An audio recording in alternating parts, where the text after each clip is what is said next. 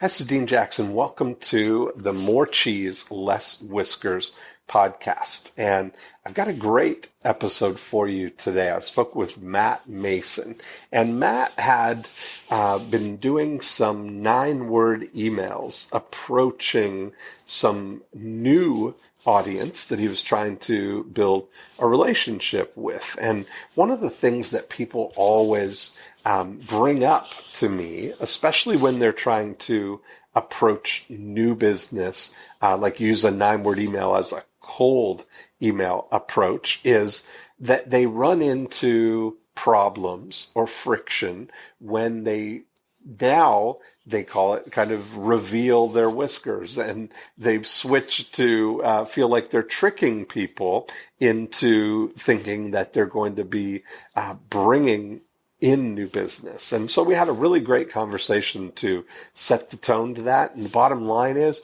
you've got to be in the business of getting results for people.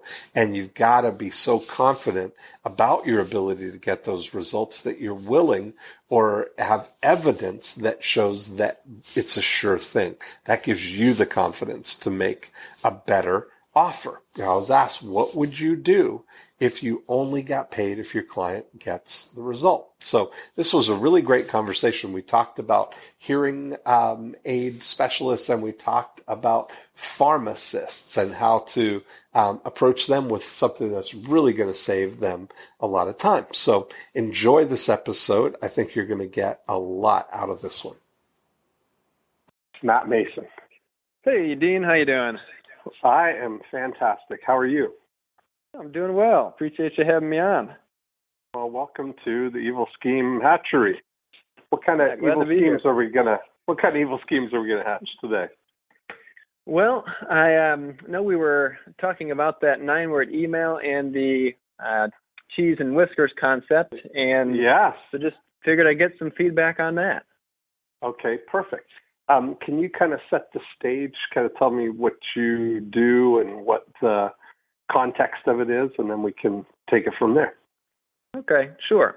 So basically, right now I am in sales, but I've been in the marketing world for probably about 4.5 years at this point. So I was thinking about starting up just a small consulting business on the side.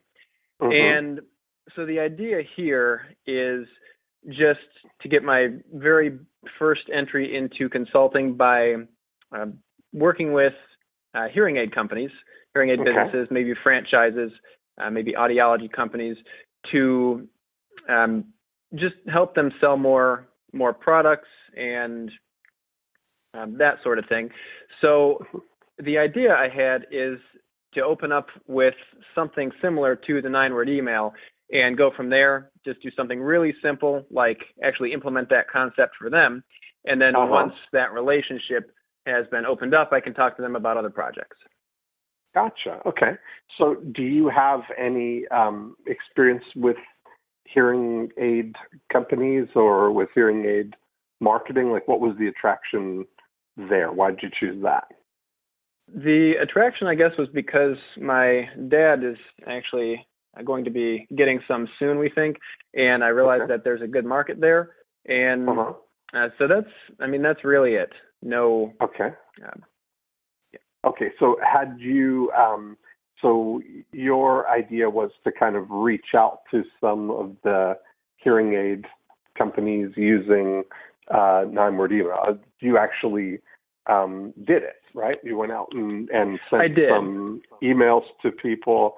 The reason it's kind of funny, we've never talked before, but I know that what triggered this was seeing your post in Copy Chief in Kevin Rogers' community. So you were kind of laying out what had happened, and that started quite a discussion. So why can you share what happened, and then we can kind of break it down from there and see how to move forward, kind of thing.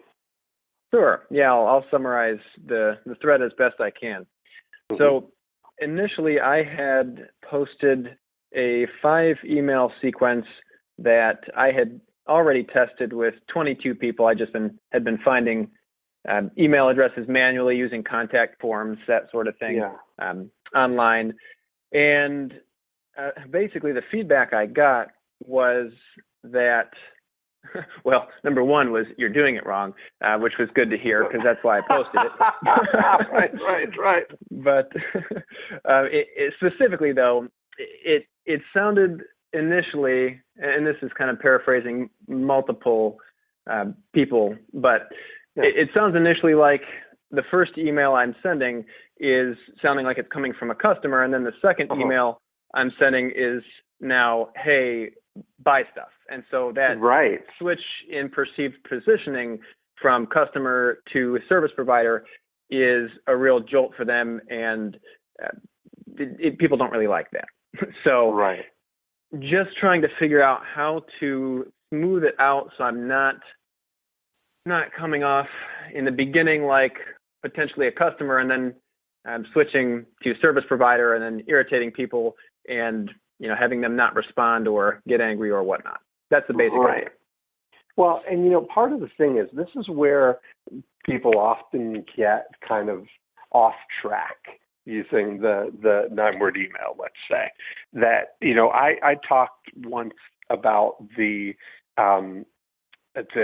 deployment of that in a situation that was kind of outbound with some restaurant owners.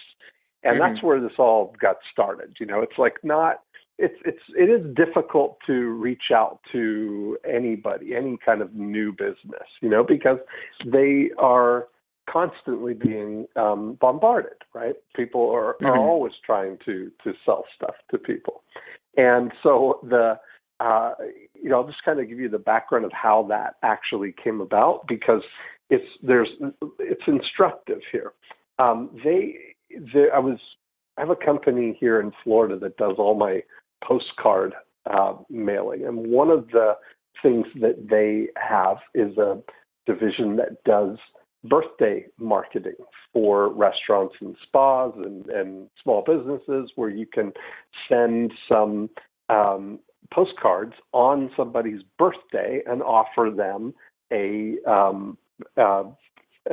gift card to celebrate their birthday and to come into your restaurant or your spa or whatever it is.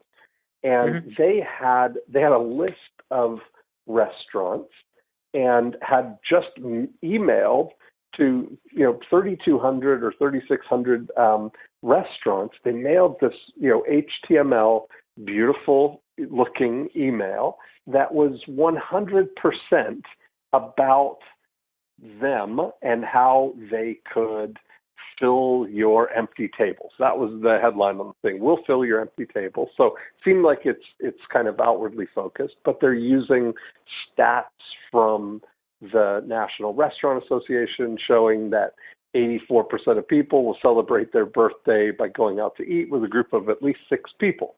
And so they're saying we've got, these postcards that we help people bring those people into your restaurant. And their approach was generally to go in and try and make a $3,000 sale, in that they would get people to send 500 cards a month for 6 months. That was kind of their approach to this. But they sent out that email and got nothing, no clicks to the website. It was crickets. And so initially they thought, well, maybe we're sending, this isn't going to the right people, or this list is bad, or, we got bad emails. But he said, what would you have done differently?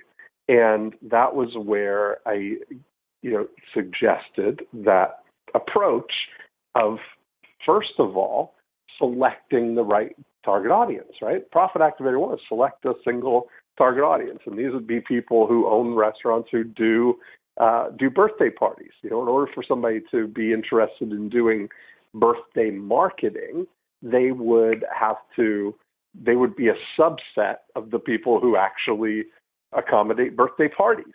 And so I said, to send that email saying, just with the question, do you do birthday parties?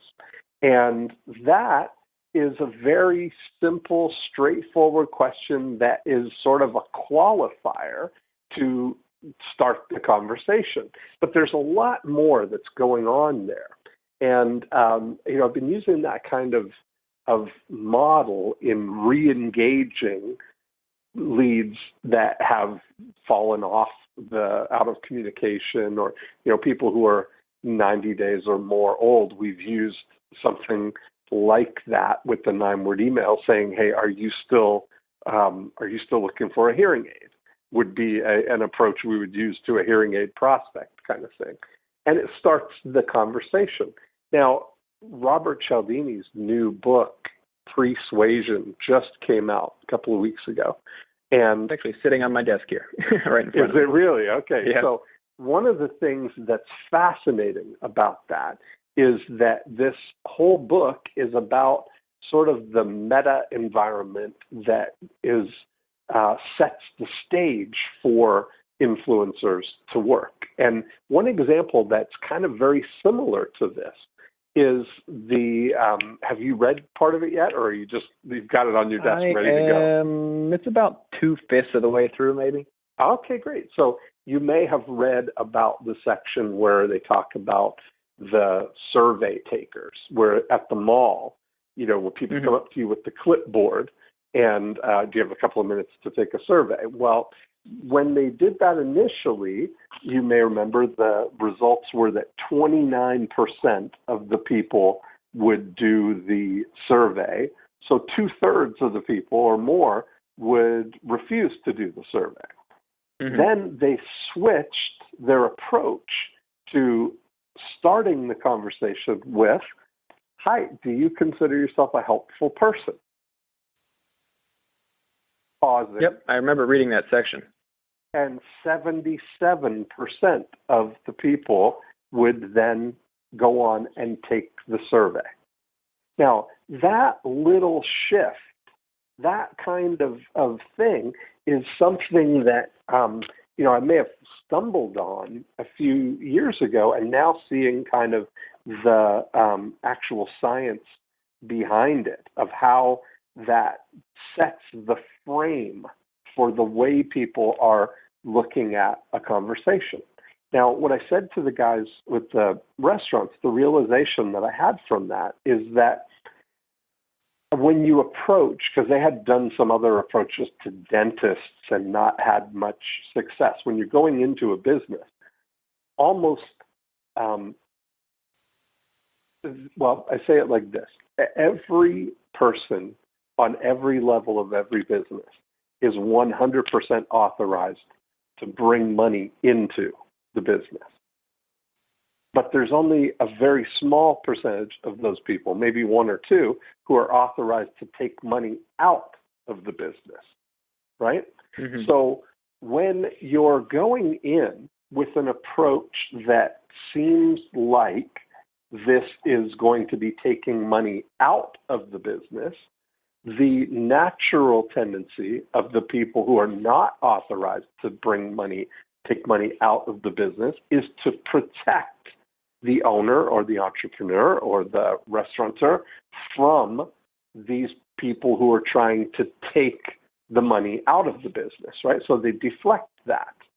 Now, if they're, if you think about the psychology of what's going on, if it seems, and which it is, if you're doing it right, your intention is to help bring money into the business, then making that established up front is a way of at least starting the conversation, So that's the frame here that we come from. Now, where people go off track is that their ultimate offer is not to bring money into the business, but to take money out of the business. And that's why people feel like, well, that's tricky, right? Well, of course it is, because now you're trying to switch to, give me money. which is not the same thing. So when you look at it, the reason that I asked about if we use your hearing aid example, I asked, what the experience is in the hearing aids is, do you have a track record of this is what we did and this is how it works and this is the certainty that I have in being able to turn your investment into a multiple of that investment? Mm-hmm. As far as it goes personally, I don't, and that's why I wanted to start off just with implementing the 9-word email for them on a, if it works, pay me, if it doesn't, don't pay me basis, because then that way I can kind of prove it works at no risk to them and also show them, I guess that's the same thing, show them some results, but that will just open the door to future projects, which I could also offer them on a risk-free basis, maybe percentage of sales type of thing. Yeah, exactly. So my, advice would be to do that for people. Like, don't get into a situation where they are 100% winning before you're asking for or getting any money.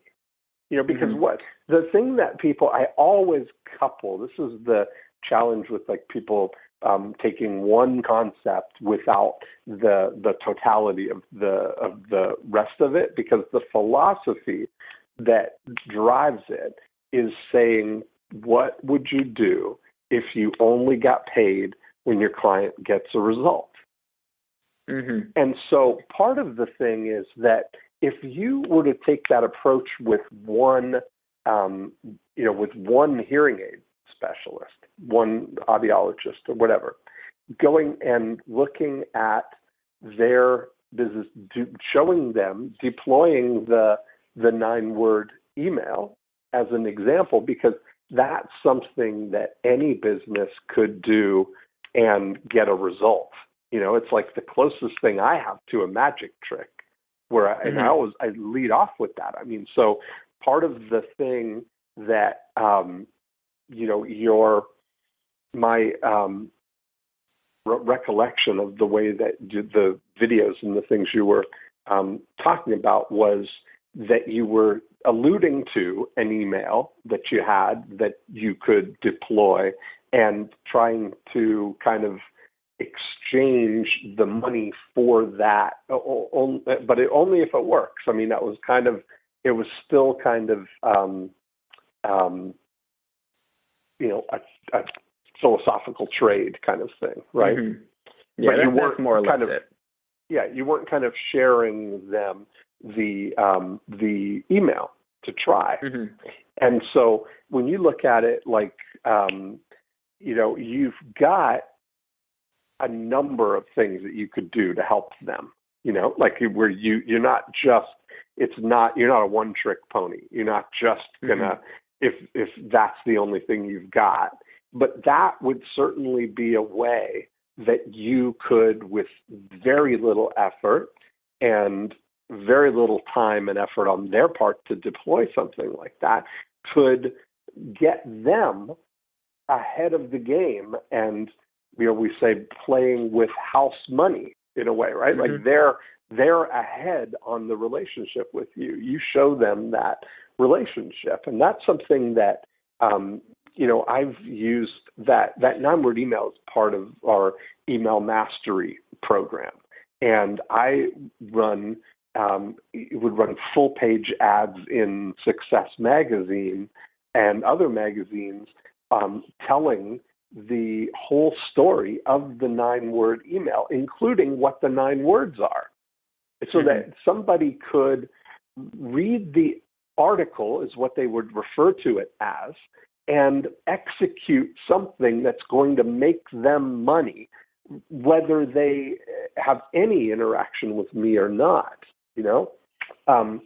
So the idea behind that is that it's a difference in approach, that most of the direct response sort of approach to something like that would be to run an ad that says, an amazing 9-word email that revived dead leads, which was the headline that we had on it. And then most of the direct response kind of approach would be, these 9 words are so powerful that once you deploy these 9 words, you'll see that people will respond, and here's why. And, once you know these 9 words, and this gentleman tried these 9 words, and you can get the 9 words at this, right? Like using the mystery of the 9 words to compel people to come, and I got to find out what these 9 words are, rather than taking an approach of, here's the 9 words, try this, and I've got a book that will show you all kinds of things that you can do with email, right? And that approach, like my mindset going into writing that was, I was, asking myself the question, what would I do if Success Magazine was paying me $10,000 to write that article? If my intention was to make this the most valuable page in the magazine, and as opposed to, an approach where I'm paying them $10,000 to let me run this ad, it changes the way that you approach things. So if your intention was to go in and say to one hearing aid specialist, let me try this for you. Let me show you these 9 words here, and let's see what happens. And that way, you've got a different approach. Have you gotten to the part of persuasion where Robert Cialdini talks about the difference between asking for someone's opinion and asking for their advice? I have not gotten to that part yet. And you mind real quick if I just kind of summarize what you've said? I think it's pretty clear now where I've gone wrong. Okay. So tell me. What you're suggesting, it seems, is just instead of trying to get them to pay a very small amount for me to implement that 9-word email approach for them, to show them, in essence, hey, I know what I'm doing, just give it to them. And then once they see it works, then they will be open to discussing future projects and future business. Right. That's exactly right. Like if somebody comes into them, and that's where you've got to take, it's almost like you've got to take a pharmaceutical approach to it. And by that, I mean, you've got to do the R&D and you've got to invest in the proven formula, right, that actually gets the result. You can't start advertising and say, hey, take this pill. I think it might work. I don't know what's going to happen yet. But, I'm hoping for the best, and I think that it should be worth $199 or whatever it is, But when you go to one hearing audio specialist and you say, I heard about this, and I'm really anxious to try it, and here's the idea. Do you think this might? Do you have people who've inquired and haven't bought? Let's try it and see what happens. Then when they send it, I mean, Matt, I get emails and Facebook messages every single week from people saying, here's the latest one. Just yesterday, somebody said, hi, Dean, hope you're fine. Just a quick update to tell you that your 9-word email smashed it again. This time it worked magic for Brad Cumley, the London plumber that you know. This was someone who came to one of the Breakthrough Blueprint events. He said, whoever says it, then his words, my office manager is moaning at me because she can't book them all in quick enough. And I said, that's great. What did it say? So the email was, said basically, have you had your boiler service this year yet? And then when they reply, then saying they're booking boiler cleanings in September and October, would you like to be added to the list? Like that whole going to their clients, just those simple types of emails just work so well. There's I just think it's kind of funny, that whole, here's one just from last week, just 9-word emailed my list for my event next week. Email is blowing up. My team is having a heart attack. I think we've had 300 responses in the past 20 minutes. Did I mention I love you? And then an hour later, it says, I think we're up to 650 responses. And it's so like, just that evidence after evidence after evidence, And so that's a strategy that I think you could use to build a relationship. Now, if you start the relationship like that, just giving and bringing people into that business, they're going to try it. If they've got any number of those people, it's almost certain if they send an email that says, are you still looking for a hearing aid? That's going to get some response. And they're going to think that you are a magician. And they're going to, what else you got? So much more sense. So much more sense than what I was doing before. Yep. Right. Now when you go to the second audiologist, when you go to the second hearing aid thing, you start your conversation and then you say, I just did this email with this hearing aid company in wherever, and we got these results. Do you think that we could try this with you? Now you're trying it again, and you're building this preponderance of evidence that this strategy works. And you've built relationships with 2 really great R&D labs now. And everything that you're doing then is about building the algorithms that are going to be repeatable to any audiologist. There's so much wisdom in picking a business category like hearing aids that's local and you can create a syndicated solution. Once you've done, like I've done so much of that stuff in the real estate world, for instance, that, I create this algorithm that gets listings, or an algorithm for referrals or finding buyers or converting leads or multiplying their listings. I've got all this experience, this, 30 to 25 years of experience in applying marketing systems to the real estate business, that I know with certainty that I can go to any real estate agent anywhere in the world, really, anywhere that real estate is traded, and have a repeatable algorithm that if they deploy it, they get a multiple of the money that they spend on doing it, which gives me the confidence to make an offer that allows them to pay when they get the result. That makes a lot of sense. It's a completely different approach.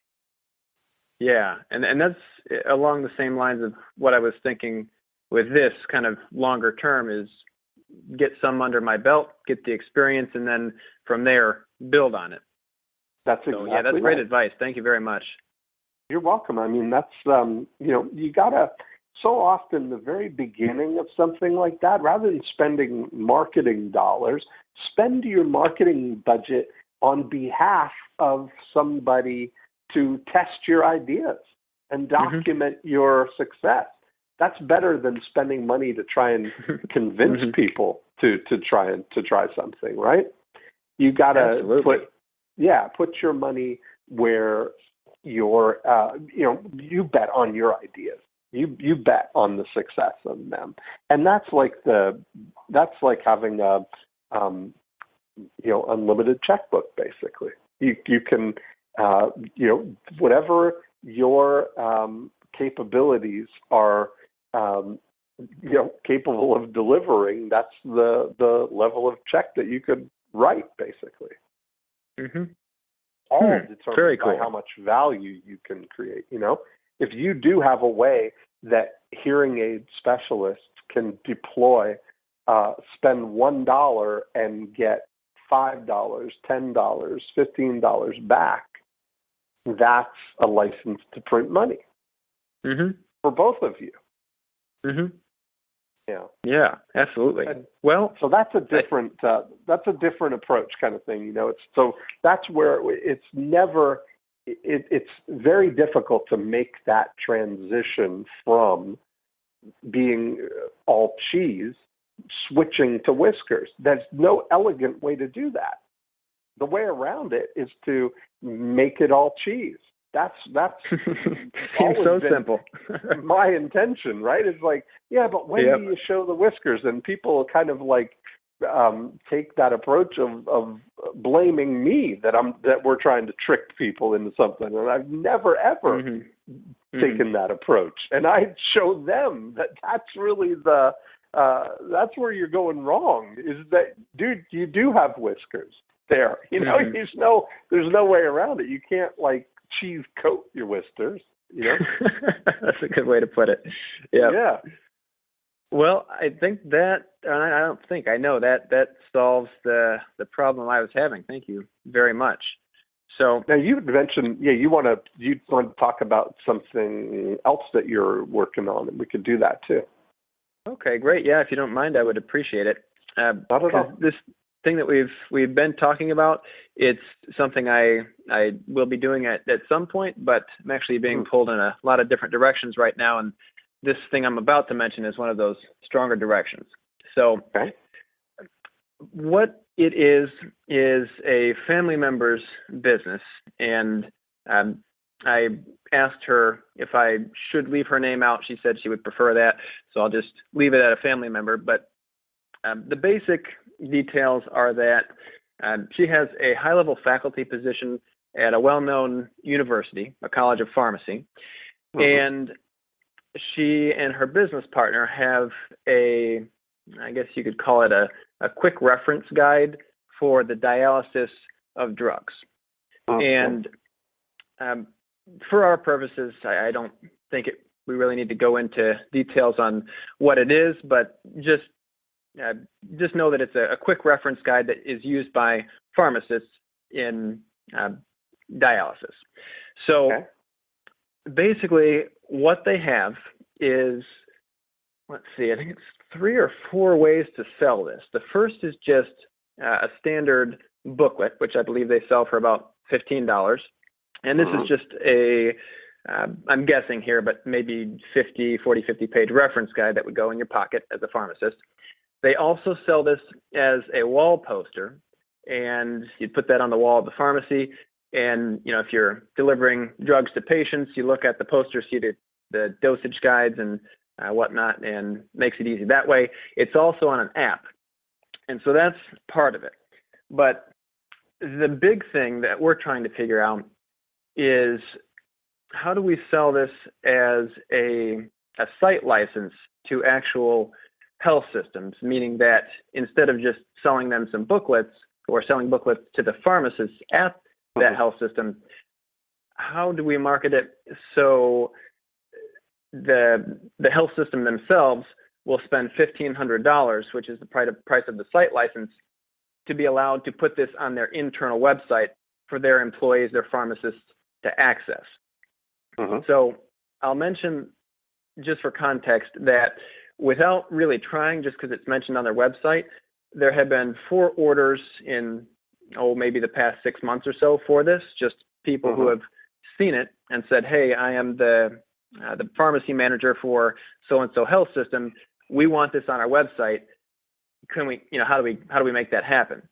And the cool thing about that is, this is a $1,500 product, but it was sold completely by email. These people approached my relative by email, said, how can we make this happen?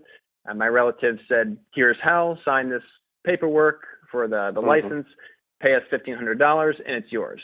And that was it. No phone call necessary. And also, I believe it's important to mention that the institutions that have this, 2 of the 4 are really big colleges of pharmacy or health systems within a college. And so it's something that is highly desired to people. All the pharmacists love it. And so we're just wondering how to approach these people and sell more of these. And so what would be the conversation like that these, it's pharmacists that would be the end user of this? yes, and that actually brings up the next thing I wanted to mention, which it's the pharmacists who would be using it, but it is the managers, the directors of the pharmacy who are now in an administrative role who would actually be buying it, but they wouldn't be using it. Okay. So would the, one pharmacist could be the path up from this, right? Like, does it save them time? Does it increase their accuracy? Does it solve a problem that they have? Do they have to do these calculations manually? Otherwise, what are they doing without this? Without this, it basically the difference is without this, they have to go into some online system or website and look all these things up individually, and it takes minutes, whereas this quick reference guide takes seconds. So it's really a convenience and a time saver. Yeah. And so that's the kind of thing that if they saw it, they would say, oh, wow, that would save me time, because they're using it every day. Is it for all different drugs, or is it just an occasional thing that they would need for these specific drugs, or what would how often would they be using it? It's used quite frequently because, to my knowledge, it has, I believe, all the drugs that are used in, and I'm not the pharmacist, you'll have to excuse me if I get a little bit of this wrong, but all, if not most, we'll just say.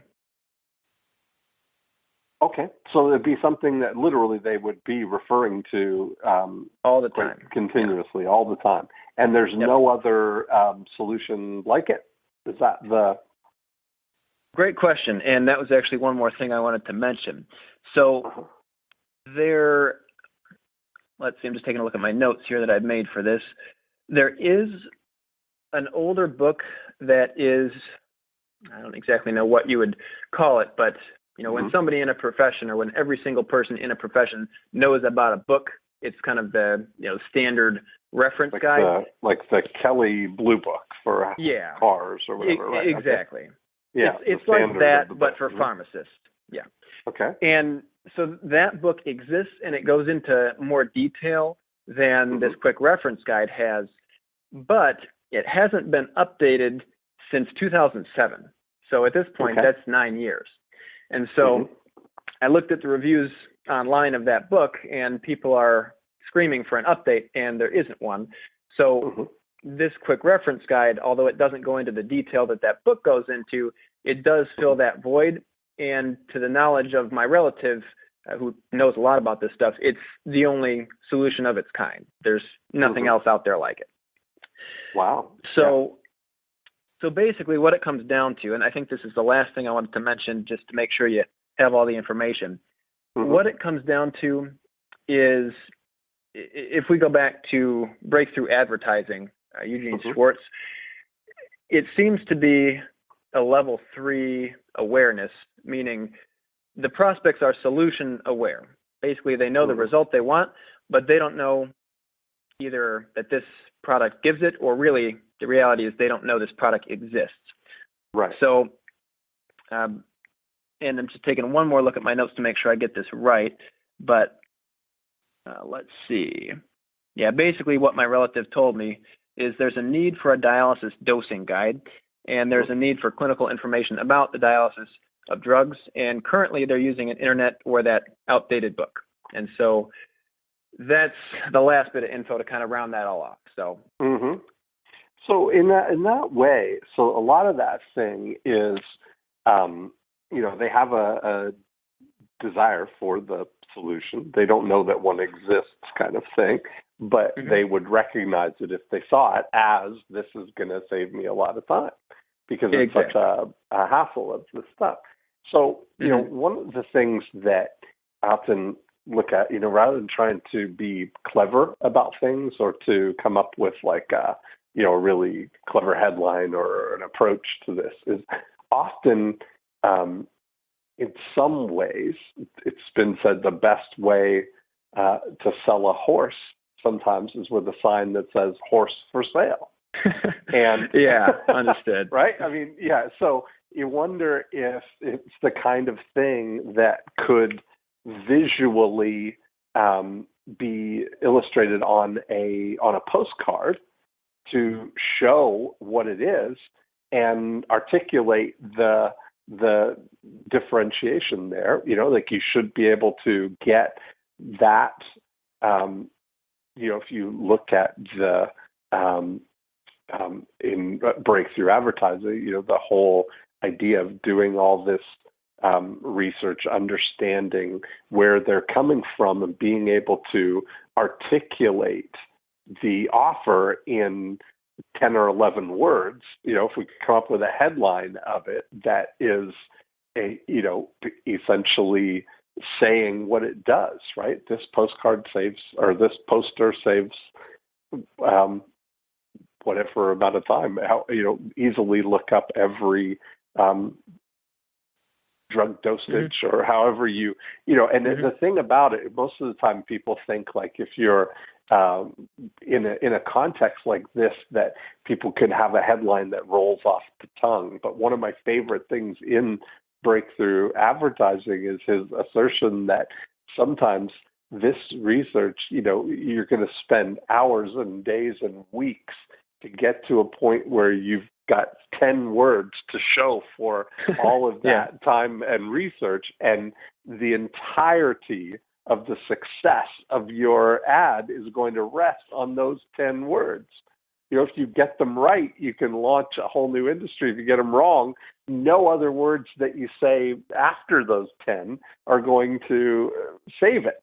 So, when you look at that, it's like literally, I think if you can, in one glance on a jumbo postcard, be able to show this idea of the poster or the booklet or the app that and articulate exactly what it is, and here's where to go get it. That should be, if it really is a better mousetrap, they'll recognize it and be able to get that. The good news is that you've got visible prospects, and by that I mean you can get you can identify who the pharmacists are. Yeah, there's actually a list of about 55,000 pharmacists who belong to an organization of, pharmacists, and that list is rentable, which is great. And they have a lot of selects as well, so we can target exactly who we want. Yeah. And speaking of headlines and kind of just, the easiest way to sell a horse is to have a sign that says horse for sale. Along those same lines, I was kind of thinking that way before we got on the call here. And the idea I came up with for the headline, playing off the idea that all the pharmacists know this book, the previous one, but it's outdated and they're looking for something. Right. The headline could be, finally, an updated 2016 quick reference guide for the dialysis of drugs. That's great. And that could be all that's needed right there. Like you've put some thought into that. That's a pretty clear articulation of what it is. And somebody who sees it will, recognize that. And that's the kind of thing where you could, test on a small basis and have some conversations with some of the pharmacists, like actually, going right into to talk to them, knowing that when you figure out if you have, good data from 500 of them, we're going to have some indication of how the other 50,000 of them are going to react. You can't put, I remember in my life in advertising, Claude Hopkins talked about going in to see bakers, right, trying to sell his the Katasuit. Have you read that book? I know I've at least started it. I don't know if I finished that one, but there have been hundreds of marketing books that I've read. Right. But so he would go in and again ask for, and this is what Robert Cialdini is talking about, with asking for advice. People love to give advice, And so if you're popping in to see some pharmacist and asking in that way, would this be useful? How can I, how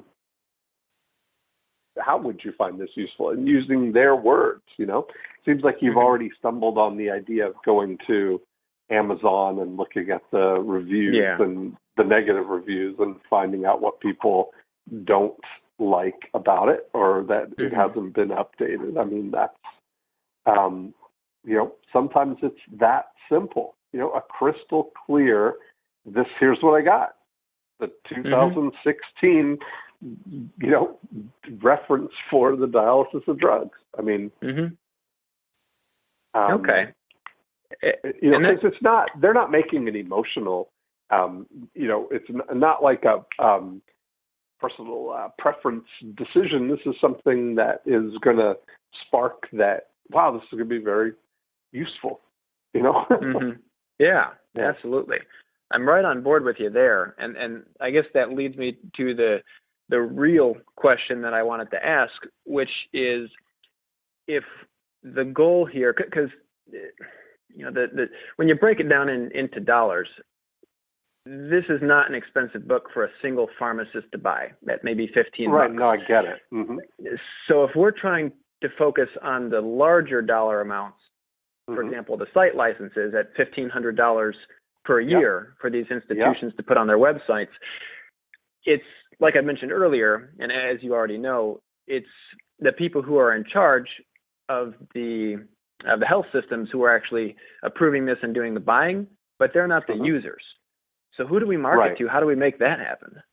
Well, then I think the pharmacists might be a good path to the top, that the pharmacists are visible, and if they're part of a larger organization or part of a group, that they could point you on the way up, who to speak to or who to approach. Are those people visible? Like, do you have visible prospects for that? Can you get a list of who the right person is? I believe we can, because my understanding of it, and I'll have to talk to my relative to confirm who has the business, but my understanding of it is those people at the top are still licensed pharmacists, so they'll still be visible prospects. They'll also be likely members of that pharmacist organization, 55,000 strong. And with all the selects that are part of that organization's list, I think we should be able to target them. So assuming we can, do you think we should, send this to, say, 1,000 people who can make the decision, or 10,000 people who can't, and hope it'll filter up? That's, I guess, what I'm trying to figure out. Well, if you can get right to the people who could make the decision, it's the same thing. I mean, it's the same. They're going to recognize, or maybe they won't recognize that this is a big problem for their. And that's my thinking. For their pharmacists. But if it comes from that's why I would approach it from both ends. Say, trying to, if you can find the big decision makers and go right to them with it, that's a viable approach. If they're visible, if you can get a list of them and who they are, if you can, if they have the same understanding as the frontline pharmacists would, that this is a real thing. This is literally going to save me, minutes, potentially a half hour or 60 minutes a day, maybe. Who knows if it's they're using it that that much.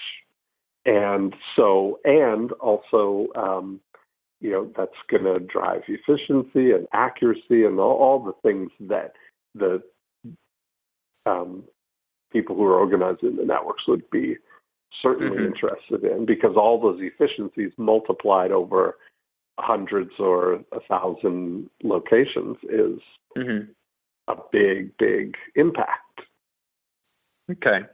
Yeah, that's great. I agree on all counts. I guess the last thing then is, and this was something that my relative had mentioned, could be an issue, since these decision makers are at the top and they're doing the administrative work.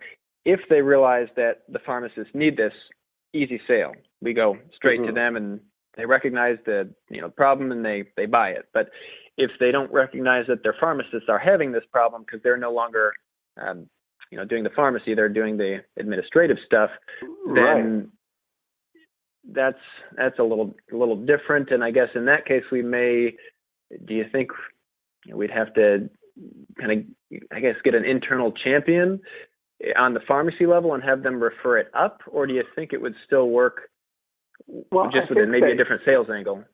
I think that part of the thing is, certainly if you have advocates and champions from the front line, that you're showing, boy, this is saving me this much time every day, then, there's got to be a frame for that at the administrative level of the, return on accuracy or return on this information, that it's that much, that having it at their fingertips or right in their eye line available all the time is a savings that certainly could make it more appealing as an administrator, right? That there's and we've done that in a lot of ways, putting return on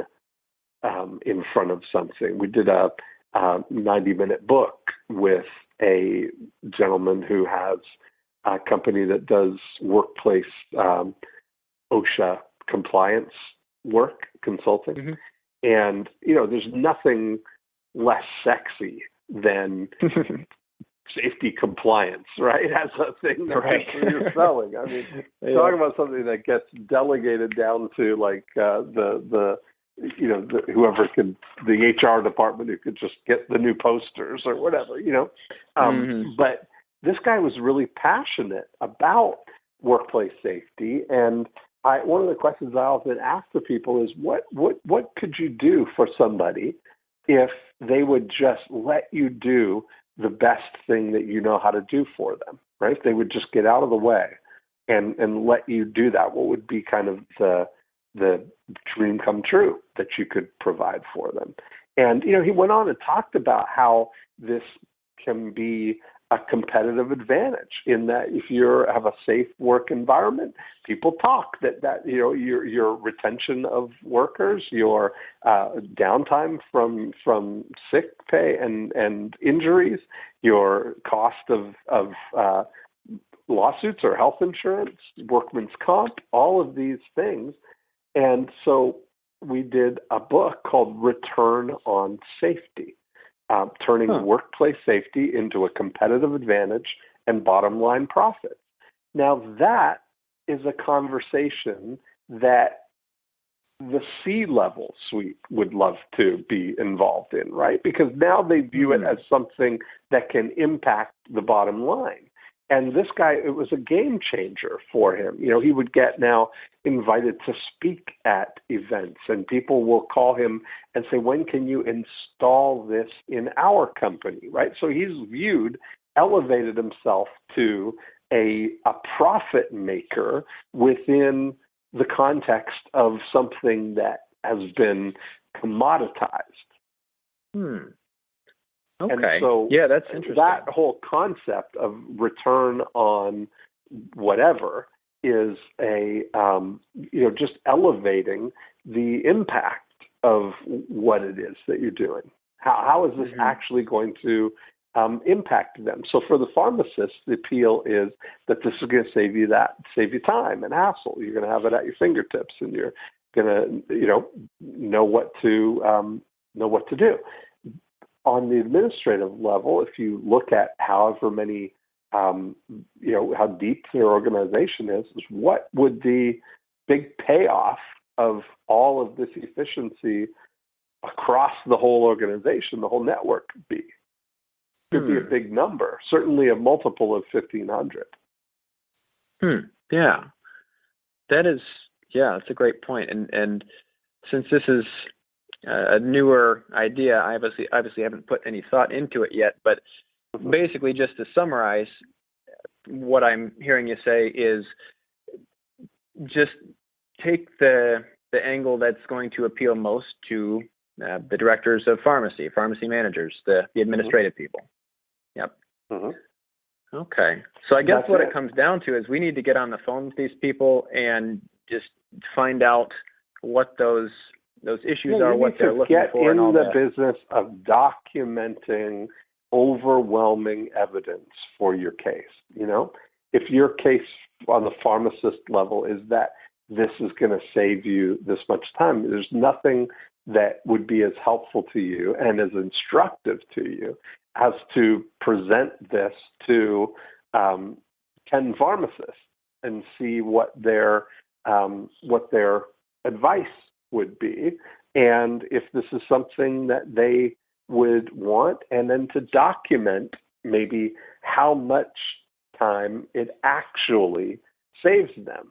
Not like speculative, but to have them just kind of estimate through the day, or for you, observing in their environment. And I think there's lots of great, content that you could create around this. Pretty easy to demonstrate by videos, and it's not, because it's a product-based thing, it really falls into the more you tell, the more you sell kind of thing, right? The more that they can see it in action, they get the video of the poster in situation, in the pharmacy, and documenting like reality TV style. This is how we use it, getting real testimonials from real pharmacists. And I look at this chart a dozen times a day, and it saves me, 3 minutes every time. I used to have to, this is how I used to do it. This book hasn't been updated since 2007, but I have to dust it off, bring it out, open it up, and get to the page and look through the things and, show them the struggle of the old way. And now all I have to do is I look at this, I pick my finger, I go right down here, there it is. It saved me 3 minutes every time I do it. I love it. Yeah, that's great. And the nice thing too is my relative has, I don't know how many, but it has to be high hundreds, if not thousands of people, of pharmacists who already have this, because it's been in existence for a while. They just update it usually every year. And so there's demand for it there without really much advertising. They make sales on their website. So there's a lot of people that they could go to, she and her business partner, to get more info on, all the stuff we've been talking about. And also, I don't know if it's really relevant to our conversation, but I will at least mention that in the past, and actually it's changed a little bit, but this booklet was sold in the U.S. and is still sold outside the U.S. to large drug companies for generally $20,000 to $40,000 for however X number of copies for them just to give out to pharmacists as a giveaway. Of course, yeah, why not? And so they have multiple contracts like that, and so that just goes to validate. I guess this is why I'm saying it, that this is something that is absolutely valuable, that people really, really need and like to have. And what a great way. I mean, there's the kind of thing when you look at it, that who else is trying to start a relationship with pharmacists? And what a great opportunity for them to give them something to start that relationship.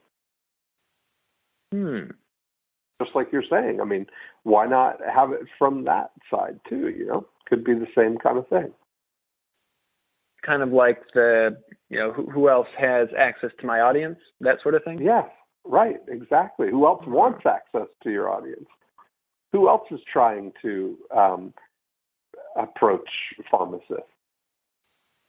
Interesting. Yeah, I have to put some thought into that. It's a good idea. Good point. Uh-huh. Okay.